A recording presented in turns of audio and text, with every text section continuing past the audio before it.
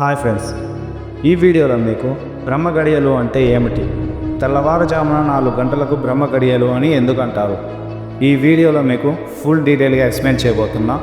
So కొత్తగా ఎవరైనా ఛానల్కి వస్తే ఛానల్ అయితే సబ్స్క్రైబ్ చేయండి.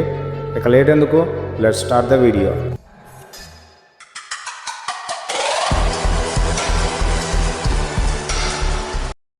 బ్రహ్మ అంటే జ్ఞానం, సృష్టి, శక్తి మరియు ముహూర్తం అంటే సమయం.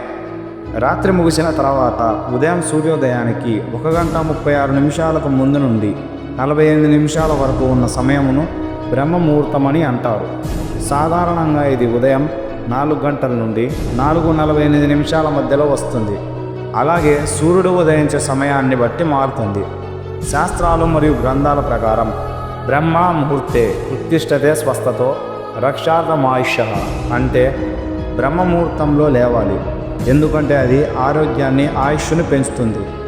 అలాగే పద్మపురాణం ప్రకారం ఈ సమయాన ధ్యానం చేస్తే దేవతలు కూడా అనుగ్రహిస్తారని చెప్పబడింది.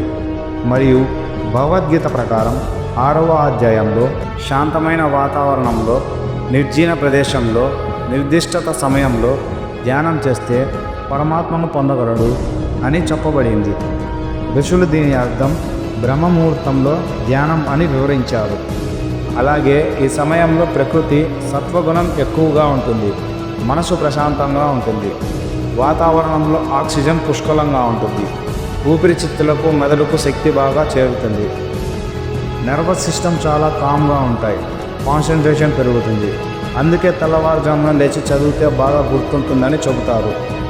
అలాగే పురాణ కథ ప్రకారం ఒకసారి దేవతలు బ్రహ్మదేవుణ్ణి అడిగారు, మానవులు మోక్షం పొందడానికి ఏ సమయం శ్రేష్టం అని అడగగా, అప్పుడు బ్రహ్మదేవుడు, నా శక్తి ఎక్కువగా సూర్యోదయానికి ముందు 1:30 గంటలలో ఆ సమయాన ధ్యానం చేసిన వారికి నా అనుగ్రహం తప్పక లభిస్తుంది. అప్పటి నుండి ఆ సమయాన్ని బ్రహ్మ ముహూర్తం అని పిలిచారు. సో మీకైతే బ్రహ్మగడియల గురించి పూర్తిగా అర్థమైంది అనుకుంటున్నా.